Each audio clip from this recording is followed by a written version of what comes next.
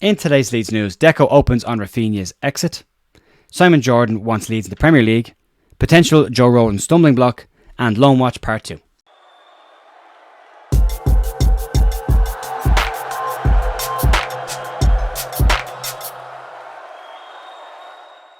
Morning folks, Jay here, Thursday morning the 15th of February with your Leeds United news. Hope you're all having a really good week. I just want a quick shout out to say we passed 23,000 subscribers last night, so a massive thank you to everyone who's just subscribed to the channel. And if you're new to the channel, hello, welcome, thanks for popping in.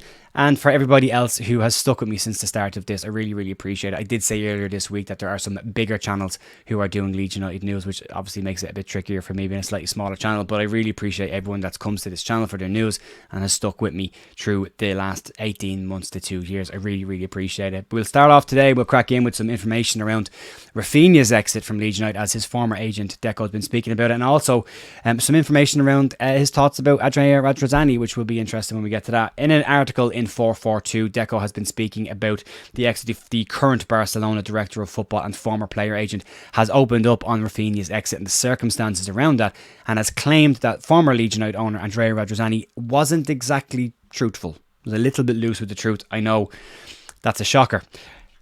Raphinia left Leeds United in 2022 to join his dream club, I suppose, of Barcelona. And Deco, who was his agent at the time, has now become the director of football at Barcelona. In the 442 article, it is pointed out that Raphinia had multiple offers outside of Barcelona, and Deco himself says that he actually didn't push for Raphinia to get a move to Barcelona. And he said that Leeds United owner Radrizzani didn't tell the whole truth. Deco said that there was a clause in Raphinia's contract that had Leeds gone down before the Brentford game, that Leeds would lose the player for €20 million, about £18 million, significantly less than Leeds actually sold the player for. He also claims that there was an agreement between Radrizzani himself and the player to allow the player to move to Barcelona, which once Leeds didn't get relegated and the exit clause became null and void, Radrizzani reneged on the deal. In that piece, though, as well, it's also claimed that Deco says that he, as his agent, was incapable of influencing Raphinia's decision to his benefit. It was just a coincidence that he happened to become the director of football at Barcelona after that move had happened.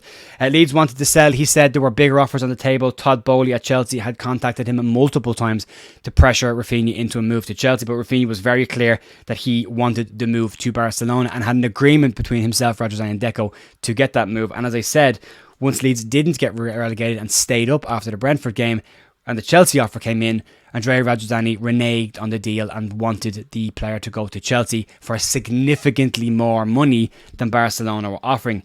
It's also said, Deco says himself, that he actually waived his own personal fee to make sure the player was happy. He wanted to see him happy, and Raphinia deserved to be happy. Raphinia went off to Barcelona, had a cracking year for them last season, has had a tricky enough year this year with injuries. Barcelona have severe financial problems as well. The new camp is currently being semi-bulldozed to be redeveloped. There are financial issues there, and there's talk that there may be a sale of Raphinia, possibly back to the Premier League with Newcastle and Man City having a sniff around them as well. That could happen as well, or move to Saudi Arabia, which would be a shame of a player his quality and his age to move to a position like Saudi Arabian League. If you look at Cristiano Ronaldo yesterday cupping his ear to a stadium that holds 44,000 people, but actually had an attendance of 3,100 people. It's not exactly the place you want to go in the peak of your career. So, yeah, it's an interesting one. But Radrizzani not telling the whole truth about the exit and reneging on the deal. We haven't seen that happen before, have we? That's new information, isn't it? I'm joking. Moving on, let's talk about Simon Jordan, who's talked an awful lot this year about Leeds United, has interviewed Jesse Marsch as well, and seems to always be quite favourable towards Leeds United from what I pick up from listening to him on TalkSport. I quite like Simon Jordan. I like his direct approach to things. But speaking on TalkSport, Simon Jordan has given his opinion on Leeds United and the Elland Road atmosphere. Jordan believes Elland Road is one of the toughest grounds to visit in the country, hailing that the atmosphere is one of the best across the Premier League and the EFL. Leeds are the only team in the EFL 72 that have remained unbeaten at home this season, a stat that will be tested when Leicester come to Elland Road in just over a week's time. Jordan said the following: I've always maintained, in my view, that one of the most intimidating grounds is Elland Road, one of the best atmospheres in the country. Jordan went on to say that the idea that Leeds deserve to be in the Premier League, this is a club of significant stature. It's a huge club, and the scale of that club should warrant being in the Premier League. As a football person, with all due respect to other teams, I'd rather Leeds in the Premier League than Southampton. He's always talked very positively about Leeds United, Simon Jordan. I think he's in a different life. He might want to be the owner of Leeds United, not Crystal Palace at one point. But yeah, he has always talked very positively about Leeds. He thinks Leeds, the fan base and the structure of the club are fantastic. He's always questioned the ownership model of Leeds, going back years about that as well. So he is a man that knows his way around the boardroom from being with Crystal Palace as well, and one that's worth listening to as well. In my opinion, I know other people don't like Simon Jordan, but that's and he hasn't got a whole lot of time for people like me who do this kind of stuff either, but I still like what he has to say and his direct approach to things as well. So yeah, it's an interesting one. I think we can all agree. I know it's been to Ellen Road, it's something else. It really is, especially the first time you go to Ellen Road and experience that atmosphere for the first time. It's goosebumpy territory. So when it's good, it is very, very good.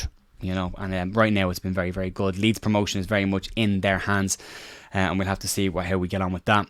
Moving on, let's talk about Joe Rodon. We've mentioned him earlier on this week, but now according to multiple back pages, Spurs have set a very reasonable fee for Leeds for Joe Rodon of 10 to 15 million pounds, as we stated earlier this week. But there may be one slight stumbling block. 26-year-old has been an ever-present in Daniel Farke's team, has been an important brick in the defensive wall of what Daniel Farke is building at Leeds United. However, it is said that the player would like to stay at Leeds, and Leeds themselves are very keen on keeping the player himself. However, the possible stumbling block is Joe Rodon would like to continue his career at Leeds United if Leeds get promoted to the Premier League.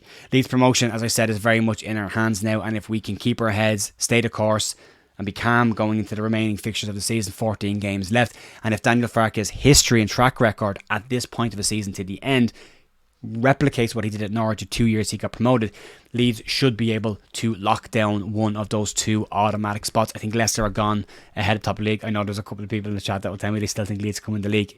It's a big gap. Games are getting less and less. And personally, I don't think it's important. We had our moment a couple of years ago lifting that trophy. For me, it's just important to get back to the Premier League.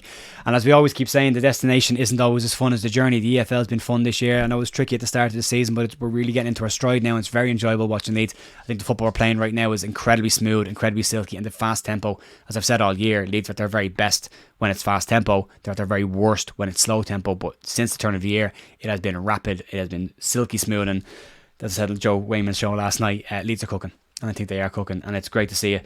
So long may that continue, and fingers crossed Leeds can get into the automatic spots, lock that down before they have Southampton in Elland Road on the final day of the season. It's not one of the trickiest run-ins. I think of the teams. Southampton probably have the trickier run-in. Ipswich probably have the easier run-in of all the clubs in the top four as well. So Southampton have to play Leeds, Leicester and Ipswich.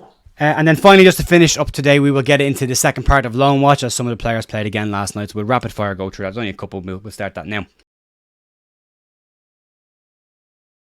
Deco JB played 90 minutes in Plymouth's 2-2 draw with Coventry, continuing what has been a really productive loan move for him. Luke Ayling had 73 minutes for Middlesbrough, was then substituted. Borough lost 2-1 away to Preston. Tough place to go at times, Preston. We know that ourselves. Sam Greenwood played 69 minutes in that 2-1 loss to Preston as well, but he was playing as a number 9. Has been playing out of position in the last couple of weeks, not as his number 10 position, where it went really well from early on the season. He's been filling some holes for Middlesbrough with injuries and stuff there, so another 69 minutes under his belt anyway. And then finally, Diego Llorente will be in action for AS Roma tonight. It'll be an interesting one to keep an eye on. Christensen's not in their European squad, but Llorente will be an interesting one to keep an eye on tonight, whether he starts for them, plays in that game, as he was an unused sub at the weekend. So interesting to see what Daniel De Rossi is planning on doing with Diego Llorente. There is that potential £4.5 million move that they want to then sell him on at a profit for about 18 million straight away, so that's one to keep an eye on as well. Folks, that's going to be it for me today. There will be a match preview tonight. Myself and Stats will do something. Keep an eye on the channel for when that's going to happen. It'll be after 6 and before 8 in that time bracket there somewhere. I haven't talked to Stats yet. So we'll have a live stream tonight to do the preview for the game at the weekend. Have a great day. Mind yourselves, and I'll talk to you tomorrow. See you then. Bye.